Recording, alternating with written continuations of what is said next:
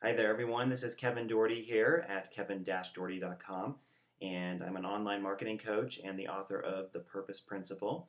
And I just finished a new blog post on prosperity consciousness.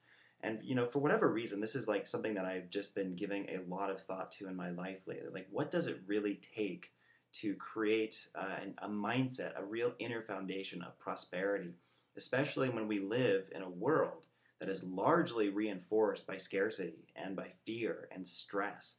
And what is it? How do we actually go about cultivating that inner relationship with true abundance in our lives? And we hear so much about this, especially on the internet and in online marketing circles and personal development.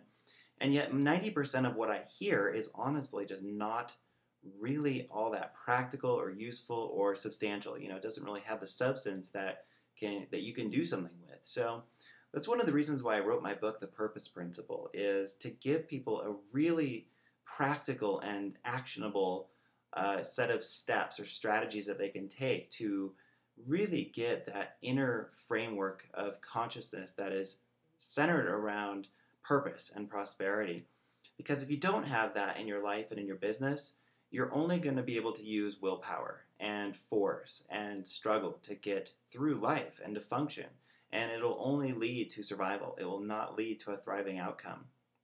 And really, that's the whole point why we're here, as far as I can tell, is to learn how to transcend a lot of the kind of limitations and the fear and the just the self-imposed mediocrity that so much of our society has succumbed to, and to really excel through cultivating purpose and putting that first in our lives. So, how do we do that? Well, I always say that it's actually a very, very simple thing. The actual process of doing this is simple, but the action to do it is not simple. If that makes sense. Like how to do it is not that hard, but doing it is hard. It's just a challenge. And we can't even really say that, because saying it's hard is oftentimes more than just the same ego stuff that allows us to stay stuck and allows us to remain where we are. So, how do we do it? Well, simply put, we have to get sick of not doing it. We have to get sick of being in scarcity, of dwelling in a state that is not abundant. We have to just get sick of it. We have to get exhausted by it. We oftentimes have to just get completely, just totally fed up with it before we're going to do anything about it. So that's, in my experience, number one for most of us. It's not a very romanticized thing. Yeah, out of that comes a lot of inspiration, I think, to find a new way, to reinvent ourselves, and to be a new human being on many levels. So, so number one is we have to get exhausted by what we're currently doing. Number two is we have to actually use our imagination to reconstruct who we are. We have to learn how to use our minds and our thoughts and our feelings in a purposeful way. It doesn't necessarily mean positive thinking or always feeling positively, because we simply won't. But it does mean like having a certain level of awareness that guides our lives, so we can consciously choose what goes into our minds and what our minds are conjuring up at any given minute.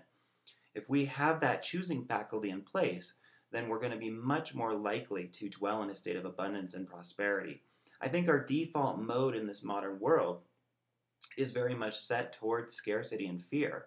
So we have to be conscious, and we have to really make that a top priority of embedding into our awareness and our consciousness what we really want, what we are really striving for, what really matters to us. And I know that sounds kind of simple, but it's something that we need to keep coming back to over and over and over again every day, because in our world it's so easy to forget this, right? It's so easy to be overtaken by fear. It's so easy to be lost in distraction.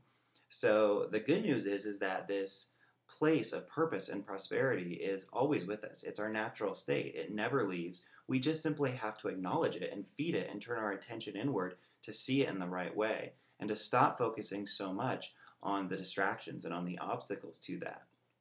Most of what modern therapy does, as far as I can tell, is help us to negotiate with the problem itself, like kind of trying to work with it and process with it and understand it better and grapple with it and analyze it. And what we really need to do is just stop feeding it, is really just turn our attention to a new resource within us that's actually always been there.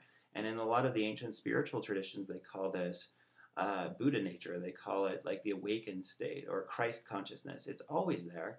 It never leaves. It's just that in our world, we get distracted and we get bombarded by so many inputs into a stressful life that we forget that. So, simply put, you want to keep your attention focused on that place of abundance and prosperity all the time, and just train your mind, like reestablish neural patterning that is based on that, and that helps tremendously. It certainly helped me in my life. And yes, you do see really amazing outer things start to show up as a result of that. Your circumstances will change. You cannot be attached to that at all, though. The universe I found to be just, it's too mysterious and it's too vast to really say, yeah, if I just cultivate inner prosperity, the outer circumstances will exude just, or reflect a total abundance. It can happen very quickly, or that can really take some time. Our job is just to not be attached, to just keep doing the work on ourselves and let the rest go. So I hope this has been helpful, guys. And this is Kevin Dougherty. Once again, I'm the author of The Purpose Principle, and you can find me on my blog, which I am working feverishly on right now at kevin-dougherty.com. Have a fantastic day. Take care.